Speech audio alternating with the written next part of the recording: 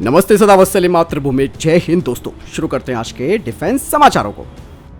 बढ़ते पहले defence update की तरफ। दोस्तों रक्षा मंत्रालय ने 2725 करोड़ रुपए का एक कॉन्ट्रैक्ट साइन किया है मझगांव डॉक शिप बिल्डर के साथ, जो कि आईएनएस शंकुश की मीडियम रिफिट के लिए है। दोस्तों आपको बता दें कि ये जर्मनी के द्वारा बनाई गई पनडुब्बी है, जिसे कि टाइप 209 क्लास सबमरीन कहा जाता है, और इसका रिफिट अब मझगांव डॉक करेगी, जिसमें कि जर्मनी की तिनस्क्रिप्ट मरीन सिस्टम से टेक्निकल सपोर्ट भी लिया जाएगा। और आपको बता दें कि ये पनडुब्बी अब अपग्रेडेड कॉम्बैट क्षमता के साथ 2026 में भारत को मिलेगी। चलिए बढ़ते हैं नेक्स्ट अपडेट की तरफ। दोस्तों भारत इलेक्ट्रॉनिक्स लिमिटेड ने कहा कि उन्हें 2191 यानी कि 2191 करोड़ रुपए का ऑर्डर मिला है long range guidance kit with warheads, airborne jammers, upgraded battlefield, short range surveillance reconnaissance radar, missile guidance radar, shallow watercraft sonars और स्पेयर्स के लिए। बढ़ते नेक्स्ट अपडेट की तरफ। दोस्तों फिलीपींस के विदेश मंत्री के साथ भारतीय विदेश मंत्री की मुलाकात के बाद भारत सरकार ने फिलीपींस के लिए लोन ऑफर को बढ़ा दिया है, ताकि फिलीपींस की जो डिफेंस जरूरतें हैं उन्हें पूरा किया जा सके, जिससे कि फिलीपींस नेवल एसेट्स को भी खरीद सकता है। इसके अलावा ज्वाइंट एक्सरसाइज दोनों देशों के बीच बढ़ेगी, और साथ ही इसमें ट्रेनिंग भी शामिल है, जो कि भारत फिलीपींस को देगा। आपको बता दें कि दोनों ही विदेश मंत्रियों ने इंडियन डिफेंस अटाशे को मनीला में तैनात करने के लिए भी बातचीत की है, जो कि फिलीपींस में डिफेंस एग्रीमेंट और सिक्योरिटी डेवलपमेंट का कार्य करेगा।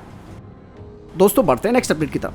दोस्तों US air force research laboratory, Indian air force और डीआरडीओ जल्द ही air launch unmanned aerial vehicle का डेवलपमेंटल ट्रायल करने वाले हैं, जो कि 2023 के अंत में हो सकता है। और इस टेस्ट को इंडियन एयरफोर्स के C-130J ट्रांसपोर्ट एयरक्राफ्ट से किया जाएगा, जिसमें कि ये इंटेलिजेंस, सर्विलांस और रिकॉग्निजेंस मिशंस को करेंगे। इसके अलावा ये भी कहा जा रहा है कि आगे इनके आर्म वर्जन्स को भी बनाया जाएगा, जिन्हें कि फाइटर जेट से लॉन्च किया जा सकता है, ताकि ये दुश्मनों की पोजीशन को इंगेज कर सके। और यही नहीं, इनका नौसेना वाला संस्करण यानी कि मैरीटाइम वेरिएंट भी तैयार किया जाएगा, जिन्हें कि P-8 एयरक्राफ्ट से लॉन्च किया जा सकता है।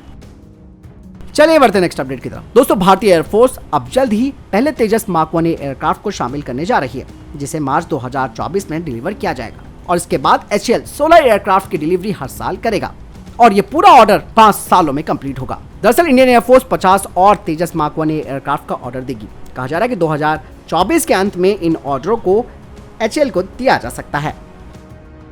चलिए बढ़ते नेक्स्ट अपडेट की तरफ। आप सब जानते हैं कि F414 इंजन अब भारत में बनेगा। ऐसे में अब सैब इंडिया ने ग्रिपिन ई का ऑफर एक बार फिर से कर दिया है 114 MRFA टेंडर के तहत। दरअसल ग्रिपिन ई फाइटर जेट में भी सेम F414 इंजन लगाया गया है, और इसमें वही हथियार पैकेज लगाया गया है जो कि राफेल एयरक्राफ्ट में लगा हुआ है, जिसमें कि meteor air to air missile, SCALP stealth long range air launch cruise missile आदि। हालांकि दोस्तों ग्रिपिन ई की राह भारत में आसान नहीं होगी, क्योंकि भारत अब स्वदेशी तेजस मार्क 2 फाइटर जेट पर तेजी से इन्वेस्टमेंट कर रहा है, और ये एयरक्राफ्ट भी 17.5 टन कैटेगरी का होगा। इसीलिए भारत अब तेजस मार्क 2 पर ज्यादा फोकस कर रहा है, ताकि भारतीय वायुसेना की स्क्वाड्रंस की स्ट्रेंथ को बढ़ाया जा सके। चलिए बढ़ते हैं नेक्स्ट अपडेट की तरफ। दोस्तों आखिरकार कई तरीके के जो ऑब्जेक्शंस आ रहे थे थिएटर कमांड को लेकर, और कई तरीके के मुद्दे भी सामने आ रहे थे, लेकिन इन सबको दरकिनार करते हुए इंडियन आर्मी, इंडियन नेवी और इंडियन एयरफोर्स 99% तक सहमत हो चुके हैं थिएटर कमांड को लेकर, जिसे कि CDS के नेतृत्व में बनाया जा रहा है। आपको बता दें कि अब 3 थिएटर कमांड होंगी, जो कि भौगोलिक बॉर्डर्स के आधार पर होंगी, जिसमें कि 2 लैंड बेस्ड एक मैरीटाइम थिएटर कमांड होगी, और बाकी की जो ज्वाइंट कमांड होगी उसमें logistics, training, cyber space missiles और इंटेलिजेंस शामिल होगा। चलिए बढ़ते नेक्स्ट अपडेट की तरफ। दोस्तों रक्षा मंत्री राजनाथ सिंह ने एक बार फिर से पड़ोसियों को चेतावनी दी है। उन्होंने कहा कि मैं अपने पड़ोसी से कहना चाहता हूं कि अगर कोई हम पर बुरी नजर डालने की कोशिश करेगा तो उसे करारा जवाब भी दिया जाएगा। साथ ही रक्षा मंत्री राजनाथ सिंह ने कहा कि प्रधानमंत्री नरेंद्र मोदी के नेतृत्व में भारत एक ताकतवर देश बनकर उभरा है, और अब भारत कमजोर नहीं है। यही नहीं, उन्होंने कहा कि पिछले 9 सालों में भारत सरकार के द्वारा की गई प्रभावी कार्रवाई के चलते वामपंथी उग्रवाद के प्रभाव में कमी आई है, और केवल 10 से 12 जिलों तक ही ये सीमित हो गया। बढ़ते नेक्स्ट अपडेट की तरफ। दोस्तों ब्रिटिश प्रधानमंत्री ऋषि सुनक के देश से भारत को 30,000 करोड़ रुपए का तोहफा आ गया है, और ये तोहफा सेमीकंडक्टर इन्वेस्टमेंट का है। दरअसल ब्रिटिश फर्म सेमीकंडक्टर का प्लांट ओडिशा में लगाने का विचार कर रही है। इससे पहले अमेरिकी कंपनी माइक्रोन टेक्नोलॉजी ने गुजरात के साणंद में प्लांट लगाने का ऐलान किया है। रिपोर्ट्स के मुताबिक यूके स्थित एक कंपनी ओडिशा के गंजम जिले में एक सेमीकंडक्टर मैन्युफैक्चरिंग यूनिट लगाने की प्लानिंग कर रही है। कहा जा रहा है कि पहले फेज में 30,000 करोड़ रुपए का इन्वेस्टमेंट किया जाएगा।